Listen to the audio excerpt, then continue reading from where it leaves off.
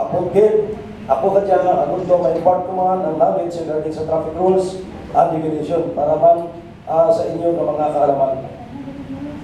Ako sa kama na member ng Highway Patrol na nasa niya sa Antique since 2008 o galing kayo nag-relate kami, no? Mga siguro, 1 year, masayaman kami sa ibang lugar. 2 years na muna. So, 3 times na mga balik sa province ng Antique. Sa mga panuman, wag invite man ako katon ng mga municipal mayors, chief of police, na mga mag-conduct ang amoy na seminar. Last year, dito kami sa Kaluya, last 3 months ago, sa Pandan ako, Kabidya, at susunod, Barbasa. So, bago na ito umpisa ng atong lecture, siyempre as a member of Municipal Auxiliary Police, siyempre dyan sa kalsada. Ang atong trabaho, nagkakandak kita sa traffic direction and control for the safety of motorists and riding public. At the same time, nag-enforce kita ang mga ordinances mandated by municipal ordinance. So, karon kung dapat, kung nag-enforce ka mo, kaamura nga batas, maintindihan natin kung ano ang aton nga gina-enforce. Dapat maintindihan mo batas, kung paano gamitin mo ang batas. Yan ang ginagawa ko ng seminar on Republic Act 4136. Ang Ali 4136, amo yung Land Transportation and Traffic Code of the Republic of the Philippines. Traffic rules, regulation, and defensive driving. Yan ang amon nga mission sa Highway Patrol Group. Promote traffic safety along the highways. Through enhancement of the traffic safety consciousness and interagency cooperation. No? Traffic safety engineering, traffic safety education, and enforcement of Secretary of Interior and local governments, no plate, no helmet, no travel policy. Amo niya karon ang nauna nga implementar din namo ng no plate, no helmet, no travel policy. Kaya diya kaya hindi nato ma-identify ang mga would-be criminals o would-be culprit na nagasakay sa mga motorsiklo nga wala plaka. That's why kung wala plate number ang imong salakyan, subject for impound. Then ma-release until such time na mapakita na ang registration.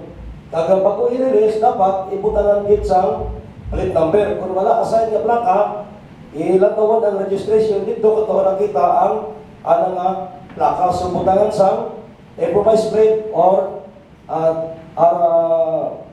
temporary plate. Welcome natin by ni SP. Strengthening conduct operation against carnapping, hijacking, highway robbery. Yun ang pinaka-mandate ng Highway Patrol. Ang Highway Patrol, ang pinaka-mandate naman, carnapping.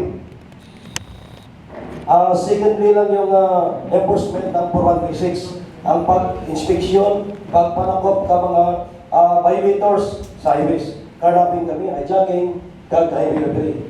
Assist in the prevention, investigation, and repression of other crimes involving the use of motor vehicles within the area of responsibility in the province of Antique. That's why bilang katapos sa Highway Patrol Group, ang amon nga area ay province ng Antique. So pwede kami mag-operate in close coordination with our local police unit and local chief executives. That's why nga mga kami sa Kapanwa, nag-aagi kami sa ato nga municipal mayor at sa ato nga chief of police. Definition of terms. Driver. Ang driver shall mean every unlicensed operator of motor vehicles. Amo ang definition ng driver. Motor vehicle. Any vehicle propelled by any power other than muscular power using the public highways, but excepting road rollers, trolley cars, street sweepers, sprinklers, lawnmowers, bulldozers, graders, forklift, amphibian trucks, cranes, if not used in the public highways. Ang ginatawag ng motor vehicles, ang mga vehicles na nag-aagi sa aton ng mga kalsadahon nga may rehistro kang LTO. Ang mga bulldozer, hindi na natin mahambal ng motor vehicles kaya wala na rehistro. So dapat ang bulldozer, kung iagi sa aton highway, nagasakay dapat sa flatbed truck na, kita yung truck na bawal, dapat kinasakay tungkol sa mabugat na nagaguba ang aton nga highway. So kung ang bulldozer mag-agi sa kalsada, pwede namon sitawon na, Sir, Pagka gimpaagi mo na sa kalsada, dapat ang regulasyon, pinasakay mo na sa truck bed. Kaya ito niya kalsada, para mo, gamay lang bukat, nagaguba, di ba? So dapat ginasakay gina. So pwede mo namon si taon. However, kung mga case-to-case basis lang kung lapit pa naman ng atunan, pwede man. Provided nga hindi maka-apekto sa ato nga kalsadahon. Okay. Traffic way. The entire width between boundary lines of every way or place in a part of which is open to the use of public for purpose of vehicle traffic as a matter of right or custom. Ang traffic way, no? Ang traffic way, ang mga kalsadahon, pwede natin rampan na traffic way. Okay. Next. Roadway. The portion of a traffic way which is improved, designed, or ordinarily used for vehicular travel exclusive of the shoulder. Kita mo na ano? Kita mo sa highway. Ang sa gilid pala, mostly, ang sa gilid, sa highway, di ba, hindi na simentado. Ang mga tawag na shoulder. Ang purpose ng shoulder, para na sa mga stored vehicles. Ang stored vehicles, mga guba lang salakyan, pwede na. Halimbawa, nagdadalagan ikaw sa highway. Sir, good morning. Clarence, Municipal Mayor.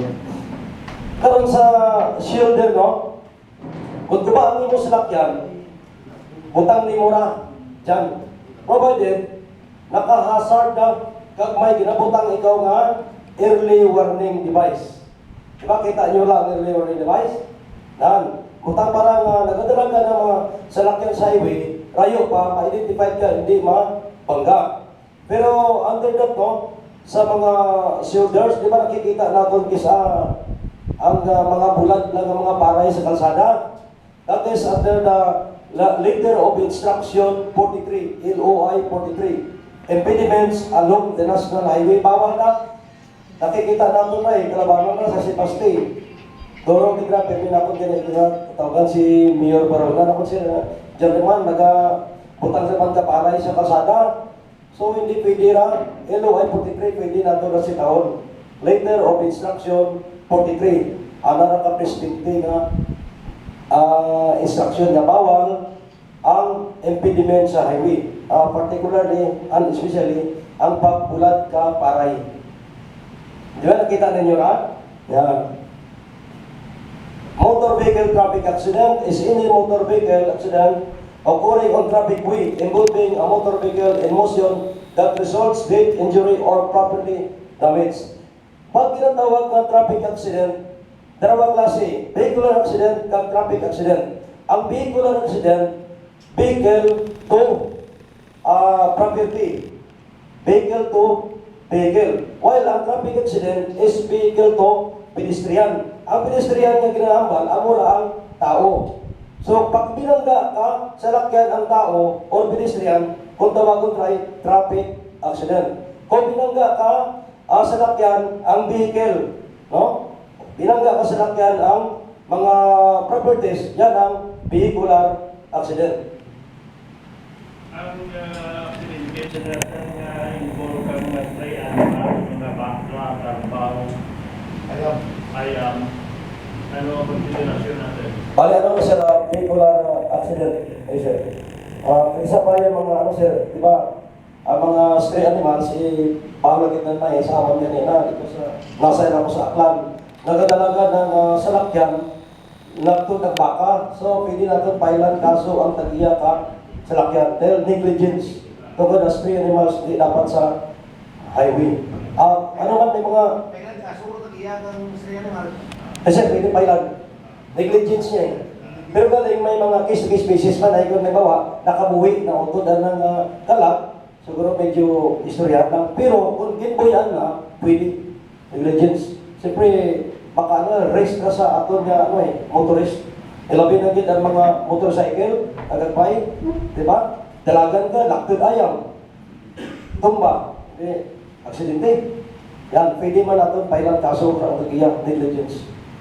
Ang tagiya, sir, sa ayam? Yes, sir. Ang tagiya.